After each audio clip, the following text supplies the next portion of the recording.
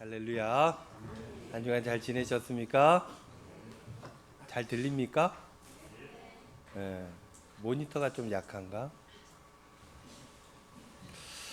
우리가 부활절 전에는 아까랑 똑같습니까? 그렇습니까? 부활절 전에는 우리가 사순절의 깊은 묵상 감당했었잖아요. 이제는 그 사순절의 깊은 묵상 끝이 났습니다. 요즘 뭐 합니까? 아무도 안 합니까? 합니까? 아무도 안 하는 것 같은데 묵상 끝난 겁니까? 매일 성경으로 묵상하고 있죠. 여러분들 매일 성경 요즘 어디 합니까? 창세기 하고 있습니다. 창세기. 그래서 오늘 창세기 말씀을 나누려고 하는데요. 창세기 22장 말씀이에요. 아직까지 아브라함이 주인공입니다. 창세기는 우리 그 권사님들, 집사님들, 장로님들, 이 담임 목사 기간지를 위해서 기도 많이 해주시는데 제가 이게 부응을 못해서 너무 미안합니다. 기침을 좀 하더라도 그러려니 저 양반 또 저런다 그러려니 저렇게 하시고 말씀에 집중할 수 있기를 바랍니다. 창세기를 보면 1장부터 11장까지 내용이 12장부터 그 마지막 장 내용하고 조금 결이 달라요. 1장부터 11장까지는 소위 말해서 원역사라 그러죠. 태초에 하나님이 천지를 창조하신 얘기부터 인간들이 하나님께서 그렇게 사랑하시고 아름다운 세상 가운데 살아갈 수 있도록 인간을 만들었는데 인간들이 어때요? 죄인들이 돼버렸어요. 그래서 뭘로 끝나느냐? 바벨탑 이야기로 끝이 나버려요. 그래서 하나님께서 도저히 안 되겠구나. 홍수를 뿌려봐도 이것들이 나아질 기미가 없으니 내가 이것들을 직접 구원해야 되겠다 해서 구원의 역사가 시작하는 그 첫 번째 이야기가 어디 나오느냐? 창세기 12장에 나와요. 누구예요? 아브라함. 믿음의 조상 아브라함을 통해서 새로움의 역사를 하나님께서 직접 준비하시기 시작했다. 그래서 12장부터는 아브라함으로 해서 족장들 이야기, 그러면서 그 민족의 약속이 생기고 그 민족 구원 역사를 이루어갈 민족이 커지는 그 이야기가 창세기에 나오게 되죠. 이 창세기 말씀을 보다 보면 이제 아브라함 이야기가 굉장히 중요한데요. 오늘 본문 말씀 22장에 보면은 아브라함이 약속의 아들 이삭, 그 이삭에게 문제가 생기는 그 이야기를 보여주고 있습니다. 아브라함 늦게 아들을 봤잖아요. 이 아들이 얼마나 귀하겠습니까? 얼마나 소중합니까? 아브라함은 저 갈대아 우르에서 떠나올 때부터 사실은 고생이었어요. 집 떠나면 고생이잖아요. 그래서 고생을 하다가 겨우겨우 아들 놓고 안정된 삶을 이제 살기 시작했어요. 그 인생의 가장 편안할 때를 가지고 있다라는 것입니다. 그런데 어느 날 하나님께서 아브라함에게 말씀하셨어요. 2절 말씀. 여호와께서 이르시되 네 아들, 네 사랑하는 독자 이삭을 데리고 모리아 땅으로 가서 내가 네게 일려준 한 산 거기서 그를 번제로 드리라 그랬어요. 말입니까? 방구입니까? 그죠? 이 귀한 아들을 어떻게 하라고요? 번제로 드리라는 거예요. 번제로 드리라 그러니까 다른 것 같죠? 아들을 죽이라는 얘기예요. 아들을 죽여. 제사는 하나님께 드리는 건데 하나님을 위해서 아들을 죽여라. 당시 고대에는 인신 제사가 있기는 했었어요. 근데 우리 하나님이 그런 하나님인 줄 몰랐잖아요. 근데 아브라함에게 그 제사를 드리라. 구약에서는 제사를 드릴 때, 이 번제를 드릴 때 제물을 드리는 사람이 그 제물된 짐승을 직접 잡아요. 피를 쏟게 하고 안수하고, 그러니까 내 죄가 너한테 다 갔다. 나 대신 네가 죽는 거다. 그리고 대신 자기가 잡아요. 그러니 무슨 얘기예요? 아버지가 아들을 죽이라는 거예요. 죽여서 어떻게 하라고요? 하나님께 제사를 드리라는 거예요. 이게 말이나 되는 소리입니까? 말도 안 되는 말씀하셨는데 성경을 이렇게 쭉 읽다 보면 제가 제일 처음에 말이 안 된다고, 어릴 때 말이 안 된다고 생각을 했어요. 왜 아브라함은 그 어떤 동요가 없지? 그래도 아버지인데, 모든 아버지가 아들이 귀할진데 이 아들은 100세에 낳은 너무너무 소중한 하나님의 약속의 상징인 그 아들인데, 그 하나님 약속의 상징을 주신 하나님께서 그를 죽이라 했다. 근데 그 아버지가 별 반응이 없다. 이게 나는 너무 이상했어요. 반응이 없어요. 그냥 이에 순종하는 행동들만이 창세기 22장에 그냥 나와 있다라는 거예요. 3절 말씀. 아브라함이 아침에 일찍 일어나 나귀의 안장을 지우고 두 종과 그 아들 이삭을 데리고 번지에 쓸 나무를 쪼개어 가지고 떠나 하나님이 자기에게 일러주신 곳으로 가더니, 여기에 그 어떤 감정적인 이야기가 나오는 게 하나도 없어요. 3절에 보면 아브라함이 명을 받은 후에 아침에 일찍 일어나 그 다음 날이라는 거예요. 그 다음 날. 혹시나 그 다음 날이 아닐까?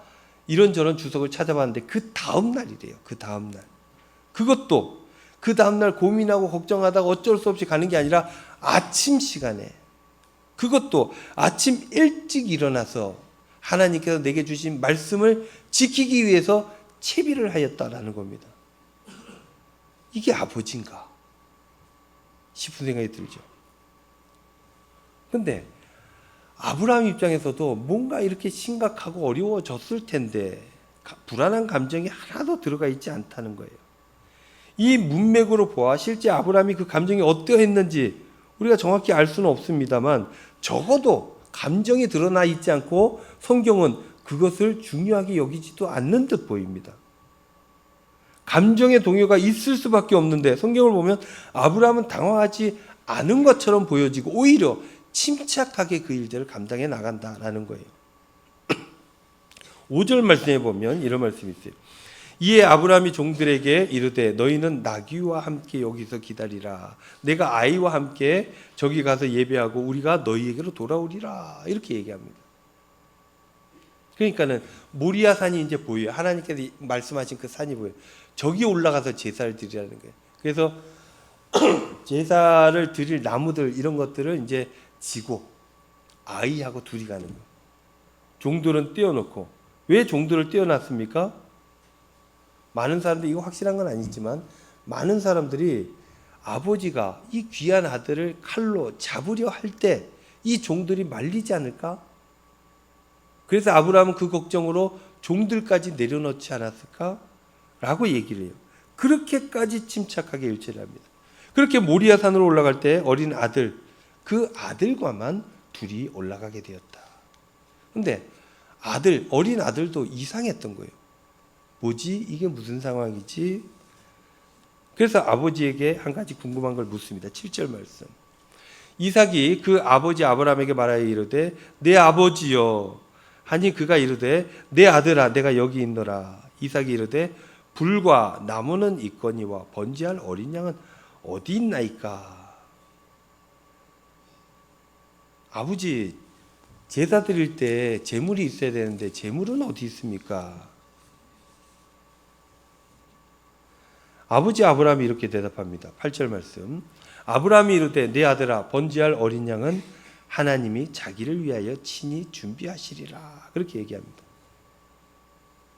네가 제물이다 라고 얘기해야 되는데 또 그렇게 하지 않아요. 하나님이 준비하실 것이다 이렇게 말해줍니다.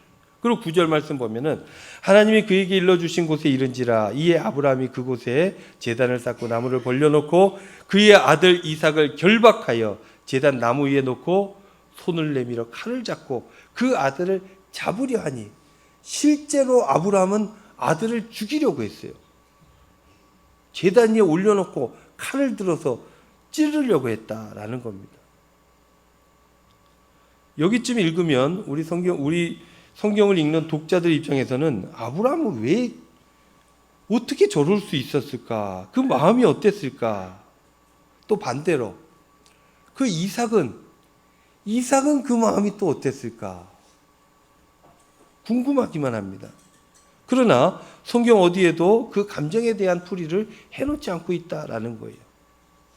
그래서 제가 말씀을 준비하다가 요즘 이제 우리가 AI 시대로 돌입하고 있지 않습니까? 거의 돌입했지 않습니까?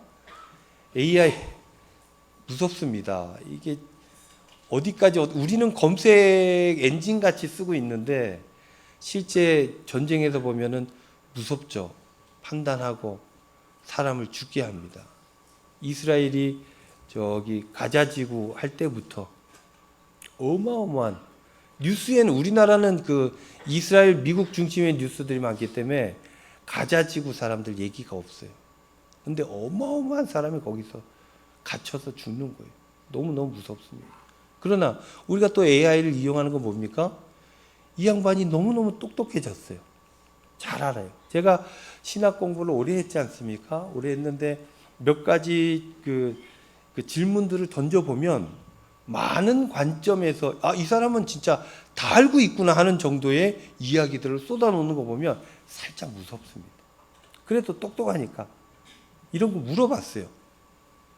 뭘 물어봤느냐? 창세기 22장에 질문을 이렇게 넣었어요. 창세기 22장의 아브라함은 사이코패스인가? 이렇게 넣어봤어요. 그러니까 AI가 뭐라고 대답했을까요? 아니랍니다. 사이코패스 아니래요. 왜 아니냐? 근거를 두 가지를 드는데 그 첫 번째가 극심한 고뇌가 그에게 있었다는 거예요. 두 번째는 이타적인 목적이 있었다는 거예요. 그렇기 때문에 아브라함은 사이코패스가 아니다라고 AI가 아주 친절하게 이야기를 해주더라고요. 여러분 사이코패스가 뭡니까? 사이코패스의 핵심은 뭐냐면 공감을 못하는 사람이에요. 공감 능력이 없어요. 그래서 뭔가 저 사람이 내가 잘못했을 때 힘들어하거나 어려워하겠지 이게 감정상 없다는 거예요. 그래서 죄책감이 없습니다. 죄를 지어도 죄책감이 없어요. 감정의 흔들림이 없어요. 그리고 이는 자기 중심적인 성향을 갖고 있어요. 그래서 자기에게 이득이 되거나 자기의 쾌락을 위해서는 사람의 목숨도 우습게 여기는 게 사이코패스다라는 거예요. 그런데 그런 특징들에 비추어 봤을 때 22장의 아브라함은 그렇지 않았다는 거예요. 감정이 드러나 있지 않지만 그 성경 문맥을 보면은 그 명을 받은 다음 날 바로 일어나 채비하는 것, 그리고 모리아산으로 가는 동안 아무 말도 안 하는 것, 이것 자체가 어마어마한 고통이었다는 거예요. 그래서 말을 안 했다는 겁니다. 말을. 이성적으로 생각하고 또 그 가운데 믿음이 있었던 거예요. 하나님께서 하시라 그러면 이유가 있겠지. 이런 믿음이 있었던 거죠. 그래서 감정을 억누르는 모양새로 이해했다는 거예요. 두 번째, 이타적인 목적이. 사이코패스는 자신의 이익과 쾌락이 동기예요. 그러나 아브라함은 자신의 이득과 쾌락을 위해서 하지 않았다는 겁니다. 하나님을 위해서. 자신에게는 어마어마한 손해가 되는 일들을 감당했다는 거예요. 종교적 가치를 위해서. 하나님의 뜻이 우선되었다라는 것입니다. 그래서 아브라함은 감정을 표현하고 성경이 표현하고 있지 않을 뿐이지 사이코패스는 아니다. 사실 그런 게 그 이전에 아브라함의 행보들을 보십시오. 그럴 수가 없기는 해요. 얼마나 힘들고 얼마나 어려웠겠습니까? 그러나 하나님을 믿는 그 믿음이 더 컸다는 거예요. 그래서 아브라함은 모든 준비를 마치고 칼을 들었어요. 실제 아들을 죽이려 했던 것 같아요. 그렇게 아들을 잡으려고 하는 찰나 하나님께서 사자를 보내셔서 급히 말리시죠. 12절 말씀. 사자가 이르시되 그 아이에게 내 손을 대지 말라. 그에게 아무 일도 하지 말라. 네가 내 아들 내 독자라도 내게 아끼지 아니하였으니 내가 이제야 내가 하나님을 경외하는 줄을 아노라 그랬습니다. 13절은 이렇습니다. 아브라함이 눈을 들어 살펴본 즉 한 순양이 뒤에 있는데 뿔이 수풀에 걸려 있는지라. 아브라함이 가서 그 순양을 가져다가 아들을 대신하여 번제로 드렸더라. 이렇게 이 이야기가 마무리되어져 갑니다. 어쨌든 아브라함이 아들 이삭에게 했던 말대로 되었어요. 하나님께서 친히 준비하시고 아버지 재물은 어디 있습니까? 하나님 준비하실 거다. 실제 그렇게 됐어요. 그렇게 아브라함 하나님의 명령을 수행하였고 하나님께 온전한 예배를 가장 온전한 예배를 아브라함이 그때 그렇게 드리지 않았나라는 것입니다. 그 모든 일들 후에 아브라함 그때의 사건들을 위해서 그 땅의 이름을 새롭게 붙입니다. 아브라함에게도 어마어마한 충격적이고 잊을 수 없는 그런 사건이 있었던 것 아닙니까? 그 땅 이름을 뭐라고 붙이느냐? 14절 말씀. 아브라함이 그 땅 이름을 여호와 이레라 하였으므로 오늘날까지 사람들이 이르기를 여호와의 산에서 준비되리라 하더라 그랬습니다. 여호와 이레 뭡니까? 하나님께서 준비하신다는 거예요. 사랑하는 성도 여러분, 우리가 매번 이 부분을 읽지만 아브라함은 어떻게 이렇게 했을 수 있을까 생각을 하게 되죠. 나 같으면 할 수 있겠나? 여러분 같으면 할 수 있겠습니까? 못하죠. 저 어떻게 합니까 그거를? 칼을 어떻게 잡습니까? 자식은 우리들에게 가장 소중한 것이죠. 부모 자신들의 생명보다 더 귀한 게 자식 아닙니까? 어린 아이가 아프면 어떻게 해요? 안절부절 못하죠. 열이 오르면 어떻게 해요? 병원에 간들 해열제 먹고 뭐 그게 다잖아요. 근데 열이 오르면 막 걱정 근심이 하늘을 치솟죠. 내가 대신 이 고통을 감당하면 좋겠다라고 생각하는 게 부모예요. 그런 부모가 자녀를 어떻게 이렇게 할 수 있겠는가? 그런데 아브라함은 그 자식을 하나님보다 더 귀하게 여겼다라는 거예요. 성경은 어마어마한 충격적인 이 스토리를 가지고 이 메시지를 우리에게 주는 것이 아닌가. 하나님보다 더 중요한 건 없다. 더 나아가서 그 아들을 주신 하나님께서 나보다 더 그 아들을 온전하게 할 것이다 라고 아브라함은 믿었던 것 같아요. 자녀들은 우리 손으로 키워야 된다고 생각하잖아요. 하나님께서 더 사랑하십니다. 하나님께서 더 귀하게 여기세요. 그래서 하나님께 맡겨야 되는데 어찌 그런 일들을 우리가 또 감당합니까? 그것도 못하는 게 우리의 모습입니다. 많은 신앙인들이 자녀들을 하나님 뜻대로 잘 키우지를 못해요. 그 자녀들이 온전해지기 위해서 하나님의 인도하심이 필요합니다라고 말은 하지만 실질적인 삶의 자리에서 그 자녀에게 하나님의 인도하심을 가르치고 보여주는 게 아니라 세상의 가치를 심어준다라는 거예요. 세상적, 물질적 필요가 더 중요하다고 생각하고 그걸 가르친다는 거예요. 그래서 자녀들이 하나님의 뜻 가운데 살아가는 것이 아니라 세상 가치의 중심에 서게 된다는 거예요. 고3이 되면 아이들이 신앙을 다 잃습니다. 왜입니까? 주일날 공부해야 되거든요. 주일날 교회 가는 게 아니라 주일날은 학원 가서 공부해야 되는 거예요. 그리고 부모가 교회 간다 그러면 혼냅니다. 가서 공부하라고. 이런 때가 어디 있냐고. 이렇게 중요한 때 공부해야지. 그리고 인생 그 전에 가르쳤던 모든 신앙을 다 버리게끔 만들어버립니다. 공부해라. 그래야 산다. 하나님 말씀을 읽어야 산다. 한마디 안 하면서 공부해야 산다라고 알려줘요. 공부하고 많은 걸 갖고 많이 돈 벌고 사람들 위에 서고 그래야 행복한 거다라고. 주님 뜻대로 사랑해야 된다. 섬겨야 된다. 하나님 나라가 있다. 그 가치대로 살아야 된다. 다 버리게 만드는 거예요.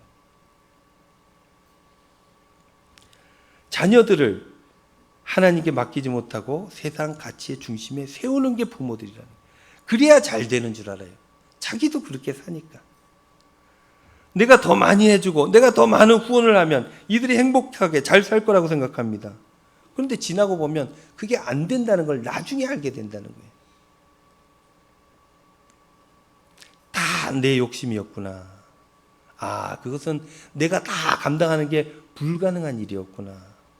그때 하나님께 맡겼어야 되는구나. 나중에 알게 된다는 거예요. 내게 가장 중요한 것, 우리는 이걸 하나님께 못 드린다는 얘기예요. 누가 주셨어요? 하나님 주셨어요. 이삭 누가 주셨습니까? 하나님 주신 거예요. 하나님 주셨으니 하나님 알아서 하시겠지. 이게 논리적으로 맞잖아요. 근데 그거를 받아들이지는 못해. 그게 우리네 삶이다라는 것들을 여기에서 보여주고 있다라는 겁니다. 여러분들에겐 가장 중요한 것이 무엇입니까? 내게 가장 소중한 게 뭔가? 그것이 물질이 될 수도 있고 물건이 될 수도 있고 돈이 될 수도 있고 내 꿈이 될 수도 있고 어떤 내 안에 가치, 신념 이런 것이 될 수도 있고 이걸 내가 버리느니 죽겠다 하는 일들이 있잖아요. 여러분들에게 가장 중요한 건 무엇입니까? 성경은 오늘 우리에게 묻습니다. 그것을 하나님께 드릴 수 있느냐? 오늘 본문은 독자인 우리들에게 묻고 있는 거예요. 드릴 수 있느냐?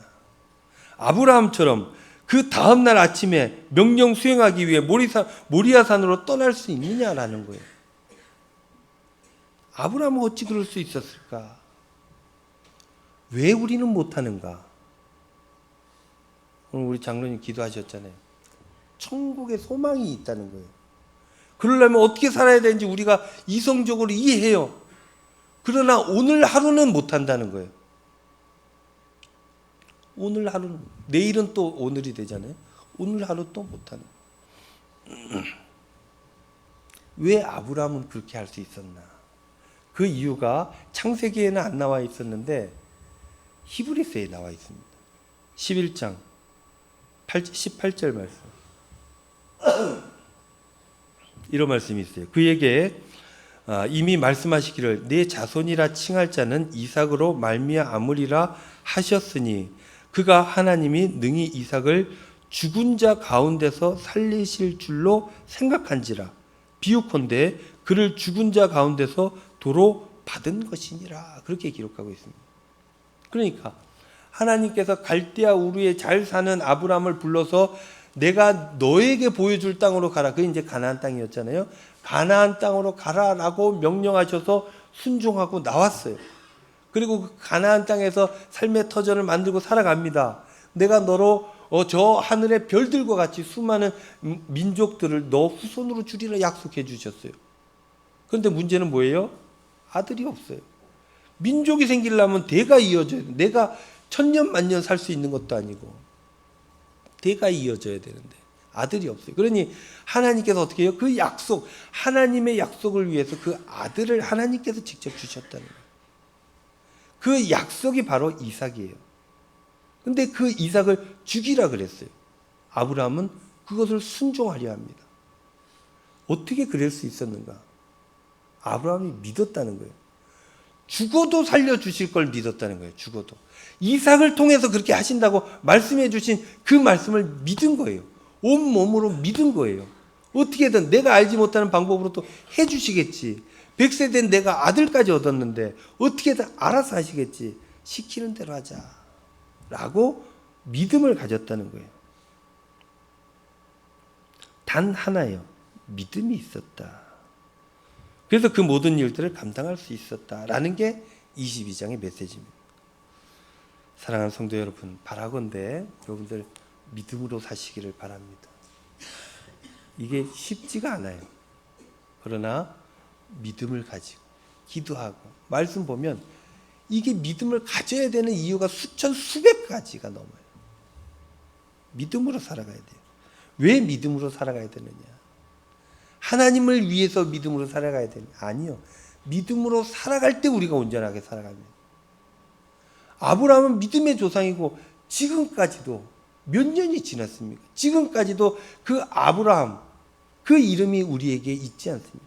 수억 마일리 떨어진 우리에게도 이 아브라함은 너무너무 중요한 사람이에요. 그렇게 어마어마한 인생을 살게 하는 뭐 때문에? 믿음 때문에. 하나님께서 나를 사랑하시고 선하게 이끌어 주신다는 그 믿음이 있어야 돼요. 이런 믿음이 없으면 늘 힘이 듭니다. 어떤 일이 벌어질지 몰라도 늘 안절부절 못하죠. 그러나 하나님께서 천지를 창조하신 그 하나님께서 나를 온전하게 이끌어 주신다라고 믿는 사람들은 그 삶이 행복해지는 거예요. 복되게 되는 거예요. 그리고 하나님께서 내게 필요한 것들을 적절한 시기에 허락해 주신다는 그 믿음. 이 믿음이 있으면 내게 없어도 내게 필요한 것이 아닌가 보다. 내가 저 사람만큼 없어도 힘들고 어렵지 않습니다. 여러분들 옆집 사람들만큼 저 사람처럼 계속 다 가지고 살 수 있습니까? 세상에 아무도 그렇게 하는 사람 없습니다. 그 가운데 살아가려면 그래서 믿음이 필요한 겁니다. 하나님께서 내 인생을 선하게 이끌어 주신다는 믿음, 내게 가장 중요한 그 어떤 것보다도 하나님을 우선시할 수 있는 그 믿음, 그 믿음이 우리에게 있으면 그러면 하나님께서 우리를 온전하게 하신다라는 겁니다. 이 믿음으로 살아갈 때 위기나 어려움이 닥칠지라도 넉넉히 승리할 수 있게 된다라는 것이죠. 여러분, 이 믿음으로 살아갈 때 역사가 나타나는 거예요. 이 믿음으로 살지 않으면 아무 일도 일어나지 않습니다. 여기가 좋사오니 이대로 이렇게만 해주십시오. 안 된다는 거예요. 아브라함이 모리아산으로 아들을 데리고 칼을 품고 올라갔을 때 순양이 걸리게 되는 거예요. 여호와 이레의 역사가 나타나게 되는 거예요. 주님께서 날 위해 준비하셨다는 것은 믿을 때 나타나는 일이지 그 일이 있어서 믿음이 생기는 게 아닙니다. 그러니 무엇이 중요하냐? 믿음이 중요하다. 이 믿음이 있을 때 아등바등하지 않아요. 선하고 평안하게 천국을 품고 오히려 그 가운데 기쁨으로, 오히려 그걸 넘어서서 감사함으로 살아가게 된다. 어떤 사람? 믿음이 있는 사람들이. 사랑하는 성도 여러분, 주님께서 주시는 새로운 한 주간 이러한 믿음으로 살아가시기를 바랍니다. 하나님께서 여러분들을 굳건하게 붙들어 주시고 선하게 이끌어 주실 줄로 믿습니다. 이 말씀으로 승리하는 저와 여러분들 다 되시기를 우리 주님의 이름으로 축원드립니다. 기도하겠습니다.